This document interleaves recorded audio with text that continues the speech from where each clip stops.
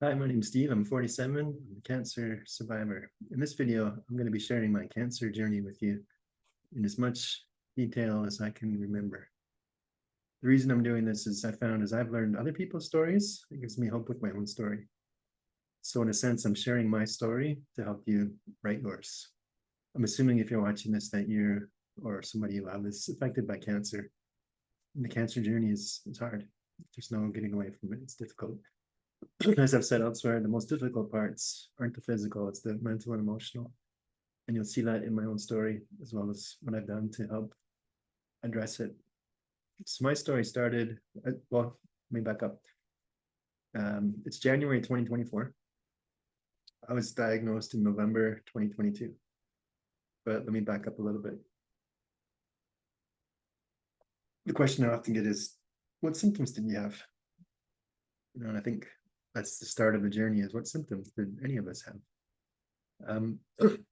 My only symptom was blood in my stool. And I knew enough to know that wasn't normal, but I also knew enough to know it can be anything. So at the time I was 46, I was busy.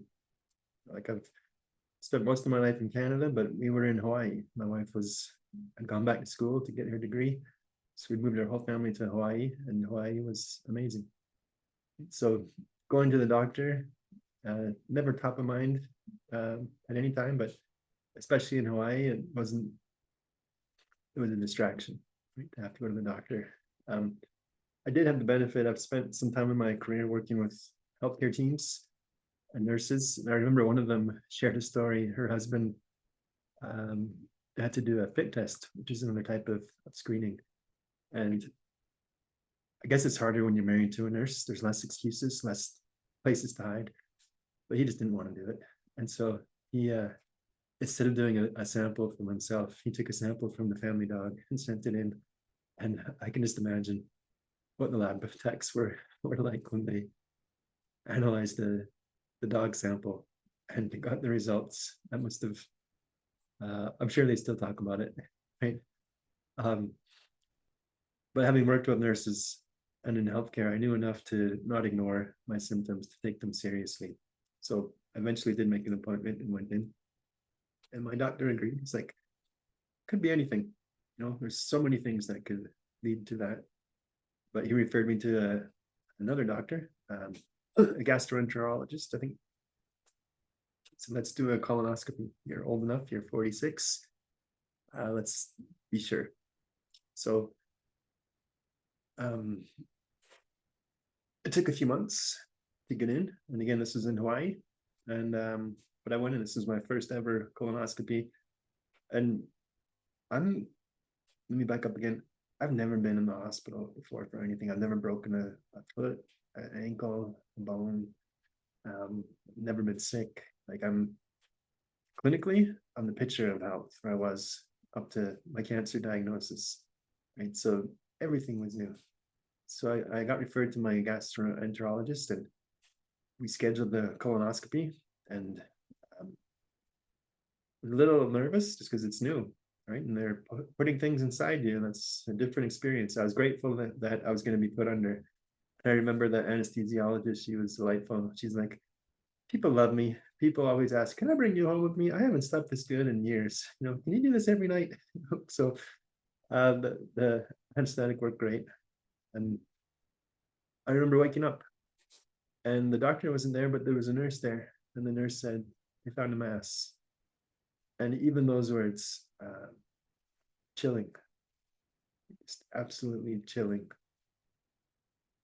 And of course, the mass by itself isn't a diagnosis. They take samples and send them off for analysis. But they found a mass. I think this was a Friday. They said, we'll get back to you as soon as we know. So that was a pleasant weekend. I'm sure you can imagine, right? The uncertainty. My brain starts firing in different directions. Like, what if, right? All the worry and the stress that comes with that. And Monday, got the call to go back into the doctor and he said, you have cancer, colorectal cancer. And it's stage 2 from what we can tell, but we need to do more testing to make sure it hasn't spread to other places. So they did some imaging and more analysis to see, is it just stage 2 or has it spread to other organs or spread beyond the colon, where it would be stage 3 or stage 4. That took a few weeks, if I remember right, to get those results back. And it was so interesting because when he called us back in, my wife and I, to share those results, said stage 2. But this time it was good news. First time, devastating news. 46 had got cancer. What? I can't even process that. Like, what are you talking about? Second time, you've got cancer at stage 2. What a relief. Right? I can't express how grateful I am that it's not stage 3 or stage 4. And it was a good lesson for me that context is important. The same information, completely different reactions, completely different responses. Right? So framing and context are so important. And we'll learn more about that in this course. You know, how we define our stories and experiences really shapes what they mean to us and how we relate to them. So I had a confirmed cancer diagnosis, stage 2 colorectal cancer. And the gastroenterologist said, we'll refer you for surgery. That's usually the first step. And then after the surgery, depending how it goes, there may be additional treatments that are necessary. So he referred me to Queen's Medical Center in Honolulu. And I had a surgeon to meet with. And in reviewing, excuse me, imaging and other exams, she said, your tumor, because of where it is, we can't operate. Well, the recommendation is we don't operate first because the tumor is so close to the sphincter muscles that you might permanently lose bowel control and have to have a permanent ostomy. I said, okay, so what do you suggest? And I was referred to 2 other oncologists as well. And as a team, they said, you know what? We need to shrink the tumor before surgery. It'll give us the best chance of preserving your bowel function and the best chance of having a successful outcome. So now I had a team of 3, as well as my original family doc and the referring gastroenterologist and a surgeon, a radiation oncologist, and I'm not sure if there's a better word, but a chemotherapy oncologist. And it's interesting because the cancer guidelines in Hawaii, there were, I looked them up, you know, I read them, and I compared them to the cancer guidelines in Canada, you know, where I spent most of my life, just to see how similar they were, very similar. But it wasn't one path. There were a few different options for how one could go through the cancer journey. And in talking to my team and looking at the options, we decided to start with radiation treatments. So I was booked for 25 radiation treatments. And the explanation that I had was radiation is very targeted. We can target the tumor precisely. You know, we're talking millimeter precision, and do our best to shrink the tumor through the radiation treatments.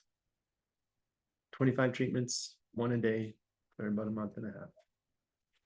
Together with the radiation, they would put me on chemotherapy in pill form. So I was given a prescription, and the chemotherapy prescriptions I learned, you can't fill them at just any pharmacy. There's specialty pharmacies that do this. And the prescription was 3,500 milligrams in strength. And I had 7 pills to take every day.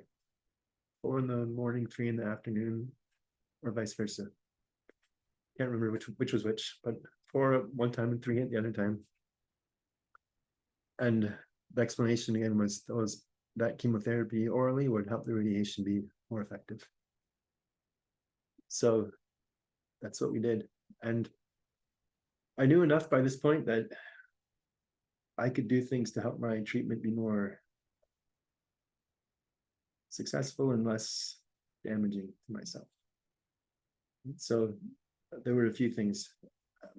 One, I visualized with the radiation. So the way the radiation works is you go into a room, there's a big radiation machine, you lie down on a table,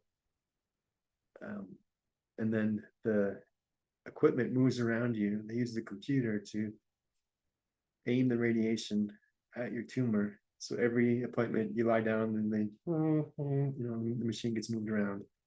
And once it's locked in place, then the radiation proceeds. It didn't take long, maybe 30 seconds per treatment, and then you get up and walk away. But every day it was an hour drive each way. So, and mine were in the morning. So I'd wake up before my wife, before the kids, drive into town, Honolulu, radiation treatments, and then return home.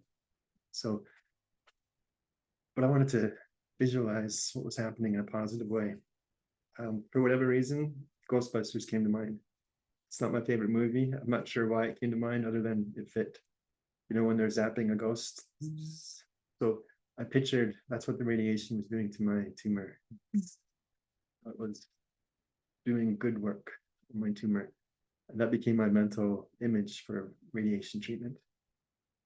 For chemotherapy pills, I knew that chemotherapy could be damaging, even in pill form. And I didn't want to be afraid or stressed out about having to take 7 pills a day. So what I would do is I would put the pills in my hand, the 4 or the 3, and I would look at them and be grateful for them until the stress changed to either peace or excitement. Like, this is medicine that's going to help me. It's time to take it. And then I would take my pills.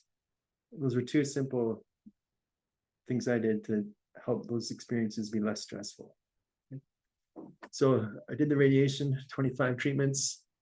And that was interesting because in the waiting room, the way you do radiation is you go in and you have to change out of your clothes and into a hospital robe, one of those famous, beautiful, flowing hospital robes, and then a house coat too, because the hospital robes only cover one side of you and the house coat covers the rest of you. So you're sitting in the waiting room with other people that are also fashionably attired, and it's a little awkward, right? But I made some friends in the waiting room. It was helpful. It was my first lesson in connection, that even though we're all feeling alone and nervous and scared, that we can help each other just by connecting, being real, right? We're all cancer patients in this together.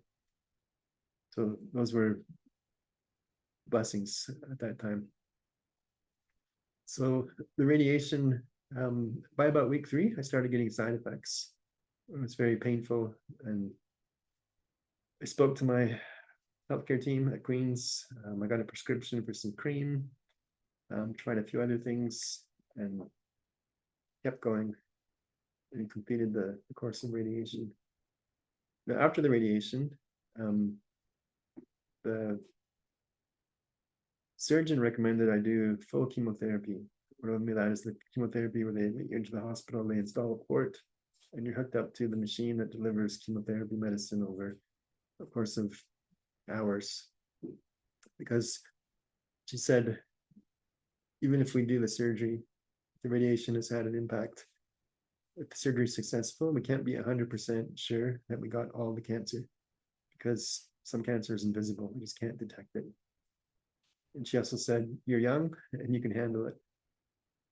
And to me, those weren't very good reasons. I don't like being told to do something just because I'm young and I can handle it. And then clinically, just the thought that maybe there's something, all of our tests show that there isn't, but there still may be. So you should do a full round of chemo. To me, that wasn't a good reason. So I decided to go ahead with the surgery and not to do a course of chemotherapy that was being recommended. That took a lot of courage, because doctors have a lot of influence in the healthcare system. And I think my personality, I tend to listen to doctors and to healthcare recommendations, get your flu shot, all those kind of things. So it took some courage to kind of listen to myself and digest what was being recommended to me, and then say, not at this time. So surgery became the next step. And for surgery, we had to come back to Canada. And I'd already been to Canada a few times because we knew we were coming back, because my health insurance was expiring, and I didn't want to go through cancer without health insurance. And as we were in Hawaii as students, we still had our residency in Canada and were able to come back and return home. So the funny thing was the Canadian system and the system in Hawaii, even though they were very similar in their approach, obviously different systems. So even though I had results, from my colonoscopy, I had to go to Canada and do one there, and then come back. I'd send them results, and they'd be like, "Oh, good, but we need you to do ours too." So there's a bit of overlap, which was kind of frustrating, but it is what it is. So, in June, now we're up to June 2023. We came back to Canada, whole family, in Nui, Hawaii. My wife wasn't finished school yet, but we had no choice. And we came back, and 2 days later, I was scheduled for surgery. So the surgery was planned to be a 4-hour surgery where they would open me up and remove what was left of my tumor that the radiation hadn't impacted. And then they would also look at my lymph nodes and see if there had been any spread. It's one of the things the cancer team in Hawaii had told me is we do our best with imaging, but it isn't really until the surgery that we can 100% be sure. It's like a surgical diagnosis is a little more precise than imaging diagnosis. So I understood that. So I went in for surgery, and again, beautiful anesthesia, out like a light. All I remember of that day is the nurse woke me up to feed me this little chocolate milk thing. It was delicious at that time. Later, they became disgusting when you get too many of them in the hospital. But that day, delicious little chocolate nutrition thing. She'd be like, "Hey, Steve. And I wake up, what? Here's your shake, drink, back to sleep." I think that happened 2 or 3 times. Where they were just, "Steve, it's time for your thing, drink it, back to sleep." I think I woke up finally about 14 hours after my surgery had started. And it turns out the surgery was more complicated than we planned. 8 hours instead of 4. It took a bit of a surgical team to do. But they said they were able to remove the tumor. They were quite pleased with the outcome. And they would test my lymph nodes to see if there were any cancer cells in them. So there I was in the hospital. Radiation had done its job, had shrunk the tumor. Surgery had done its job, removed the tumor. And now my job was recovery. They told me to expect to be in the hospital 4 or 5 days, maybe a week. That's about average in these situations. And so I ended up being in the hospital for 15 days. And even then, one of the nurses is like, "You shouldn't have gone home. You weren't well," and she was right. I ended up going back for a second hospital stay. Well, I'll come to that in a second. So the lymph node testing came back clear. 0 cancer in the lymph nodes. So surgically, the surgical diagnosis was stage 2, and they'd taken the tumor out. So that was good. That was the best possible surgical clinical outcome for the cancer. What happened though in the hospital was I lost 40 pounds. I'm not the biggest guy to start with. I'm pretty slim, always have been. And so I lost 40 pounds, and I was given an ileostomy just to let my colon heal. So what they do there is, if you can visualize the inside of your stomach, they kind of take the intestine and they disconnect it from the colon, and they connect it to your stomach, where it actually pokes through your stomach wall. And then you wear a bag where that happens. And so instead of going to the bathroom and having a bowel movement, it comes out into this bag, and you have to learn how to empty the bag and change the bag. It's a whole process of its own to go through. So I still have that. So it's the future surgery to hopefully restore my insides to how they once were, that I'm still waiting on. So 15 days in the hospital, and I looked like a cancer patient. Like, here's a picture of me trying to sleep. And I didn't know it at the time, but I picked up pneumonia. And so I was coughing a lot. And the only way I could sleep was sitting up. If I lie down, just my throat, I would just start coughing. And the coughing fits were so big and so strong that I couldn't sleep. So that was my sleeping posture.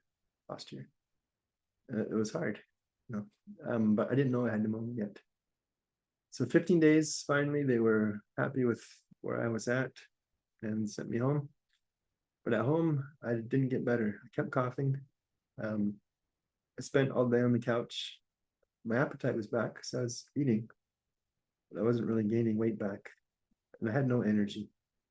Like even a simple walk down the driveway, that was it for the day. I'm done. And after a few weeks of that and continued coughing, I had a nurse who specialized in ostomies. So she's helping me kind of go through the process of learning to take care of mine and things. And she kept tabs on how I was doing. And she said, you need to get looked at because you should be doing better than you're doing. So I had a CT scan booked. I went in for a CT scan. And at the hospital, walking out of the CT scan, my heart just took off. Like it just started racing. And I didn't know what was happening, but it had never happened before. My heart just started beating so fast. And I sat down and I looked around and it's a hospital. So there's nurses walking around. I almost spoke to a few like, I need help. But I breathed and just kind of sat there like, what is going on? This is alarming. And phoned the CT scan station and said, hey, I'm having this. Is this normal? Like what's going on? And the nurse there came out and sat with me and it went away. And she's like, I don't know what it was, but it went away. The next day I had a procedure scheduled where they were going to go into my throat somehow. It was a day procedure, come in the morning, we'll do this and then send you home. And they just wanted to look at my lungs because of all the coughing and see, was it pneumonia or something else perhaps? So I show up to my day procedure and the doctor's like, I told him about what had happened the day before, my heart. And he's like, well, your CT scan, I know what it was. You have a pulmonary embolism. And I didn't really know what that was, but it sounded serious. Turns out it's potentially deadly, a pulmonary embolism. So I had one in my lungs. I also had blood clots and I also had pneumonia. So they said, you're not going home. We're admitting you again. So they admitted me again and I was put on medicines to help with the pneumonia, some antibiotics and some blood thinners to help with the blood clotting and the pulmonary embolism. And I was under observation in the hospital to see how I would respond to those. I was in for, I want to say 5 days or so. And then they transferred me to my local hospital, which is close to home. This hospital, the hospital where they do cancer care is about an hour away. And my wife would come visit every day. It's so amazing. Every day she would come visit. And then they transferred me to the local hospital, which is a small community hospital, but they could continue to administer my medication. I was doing well enough. They thought that would be okay. And that was fun because then I could have more visitors and order pizza and things like that. So I was there for a few more days and then they were happy that the pneumonia had been treated and that the blood clots were being treated and were comfortable enough to send me home. And that's when my real recovery started. I was able to start gaining weight again. Right now I'm back to my pre-surgical weight. I still have blood clots and the pulmonary embolism. There's a follow-up CT scan, and after the doctor phoned me, he's like, you might be on blood thinners for life. And even that, I'm 47. I'm like, really? I'm going to be on medicine for life? And again, this is me. Like, I've never been sick with anything before. So even that was depressing. It took some time to process. And I asked him, like, are you sure, really? And he's like, well, at least for a few years. And then we'll perhaps reevaluate, but it's a long-term course of treatment just to manage your blood clots and PE. So is it okay? And the nice thing about blood thinner pills is they're small, they're easy to digest. The antibiotic pills, I call them horse pills, they were huge. I had to cut them in half and swallow them with applesauce. They were so big. So home, finally able to recover, but that's the physical recovery. What I mentioned before was physical part of cancer isn't the hard part. It's the mental and emotional part. That's the journey I'm still on. So when I was first diagnosed, let's go into this in a bit more depth. When I was first diagnosed, I think the response is you put into a state of shock. Just complete shock. The news is unexpected, it's devastating, it's big news. Shock is the response. And shock can take different forms, but it's shock. And then coming with shock is grief, right? Because one of the things that cancer does immediately is it kills your dreams. Whatever you had planned for your future, your hopes for your future, your dreams for your future, a cancer diagnosis says, I don't think so. Not what you thought. And then comes the fear and the insecurity. What's going to happen? Am I going to get better? Am I going to die? What happens if I die? What happens to my family? What has my life been like? What if this is it? All of these things. And so what I had the benefit of being able to do, because we were in Hawaii and not Canada, this is winter, but Hawaii winter is still pretty good. I walked every day. I went down to Kahana Bay, just walked in the oceans, just on the edge of the beach, and would walk. And as I walked, I would process my thoughts and emotions. So I knew I shouldn't ignore them or bury them. That wasn't helpful. So when you bury emotions, they really don't get buried. They're just ignored until one day they blow up. So it's best to process them. So as I walked, I processed. And over a month, I'd go every day and walk. Just walk. And I had a playlist too. Some of the songs were songs that I knew would make me cry. One example was Ed Sheeran. He has a song, Supermarket Flowers, about his mom, the passing of his mom.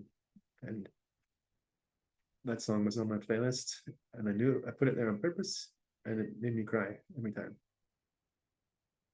But I knew that was important too. I needed to be able to reach those emotions that I was struggling with and give them expression. I could let them out. So I'd put my playlist of songs on and walk and process the emotions. I remember having an MRI booked, and it's the loneliness and the fear just being overwhelming. Not even in the MRI, just in the waiting room. Like I was in tears. I just felt so alone, so overwhelmed, waiting for that MRI. And, just out of nowhere, right? And I think as cancer patients, we don't always know when our emotions will come. Sometimes they just come. We have to learn to receive them with grace and with patience, and to let them be, right? To work with them, to lean into them.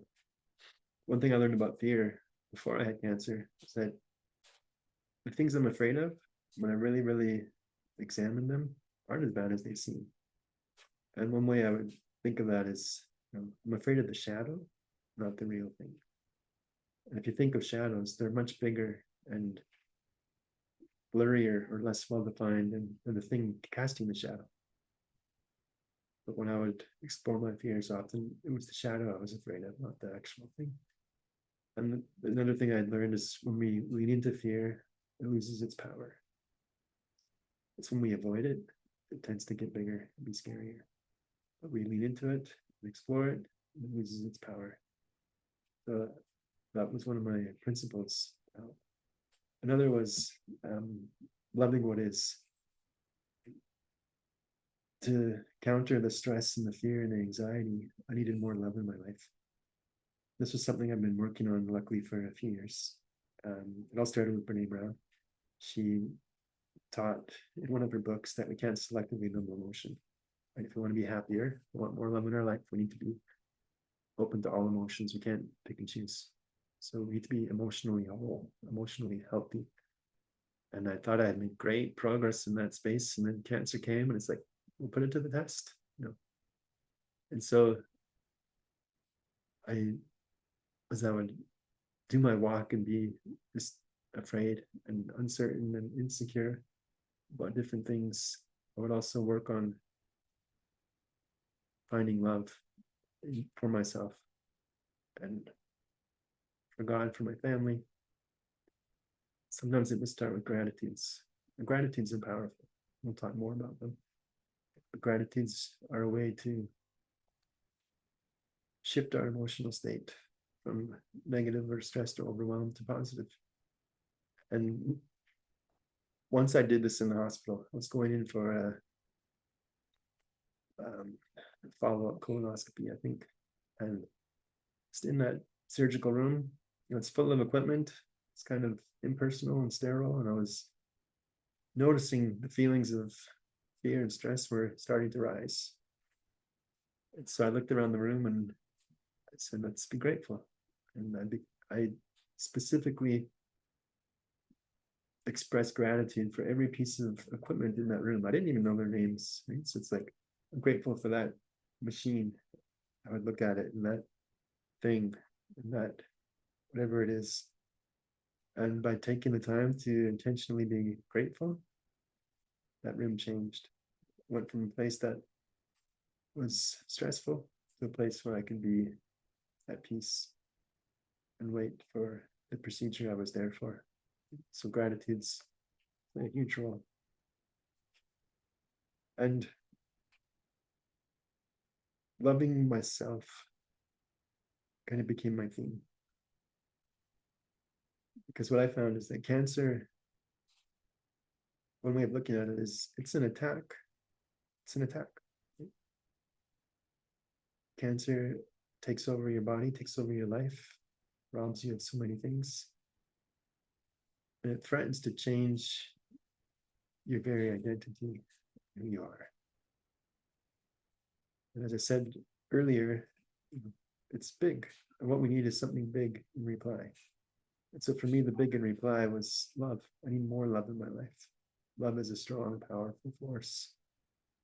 How do I have more of it to counter this cancer and the things it's brought into my life? And that kind of became my theme. Okay. How do I find love? How do I express love? How do I receive love? And we'll dive deep into that in some of the other courses as well. And the conclusion I came to is that love is greater than cancer. Love is more powerful than cancer. As terrifying as cancer can be, stressful as it can be, love is more powerful. Love is greater. And as I ponder that too, it doesn't matter which way the cancer goes, it's still true. Love can help my cancer journey be more positive as it goes through its ups and downs towards recovery. But if recovery isn't in the future, love can also help that be the best possible experience. That's one of the interesting mental things you go through is, you know, again, when I was diagnosed as 46, death and dying, 70s, 80s, maybe 90s, you know, distant future, not very real. All of a sudden, right here, very real, perhaps immediate. I just don't know. But even as I thought about that, I'm like, if I knew I only had a few months to live, as hard as that would be, I would also want it to be a time that was defined by love as much as possible. In Honolulu, we went to a World Religion Forum at a mosque, and there were many speakers from different faiths. The speaker from the Buddhist temple shared the story of a lady who had terminal cancer. She wrote a poem about her experience And the way the poem ended, she knew she was going to die. It's just a matter of time. But she got to a point where she was excited. And that struck me. It's like, wow, that's deep. But it's also really neat that somebody was able to get to that point where instead of being overwhelmed by the thought of passing on, they were excited. And we'll go more into that as well in future videos because it's important to spend time in that space and not avoid it. Part of a wholehearted response to cancer is to not avoid things or ignore them, but to lean in and explore and understand the best we're able to. So, um, so my cancer journey continues. As I said before, it's January 2024 is the making of this video. I still have ups and downs, good days, bad days. Clinically, my cancer's under control. I still have an ileostomy. I've got at least one more surgery coming up. And I've just started kind of the surveillance schedule. I do blood work every 3 months and CT scans just to make sure the cancer doesn't come back. And that's something, it's a blessing to be here, but the uncertainty and stress and fear are still here because it can come back. Once present, the odds are greater that it might come back compared to if it's never been here. So the cancer journey continues.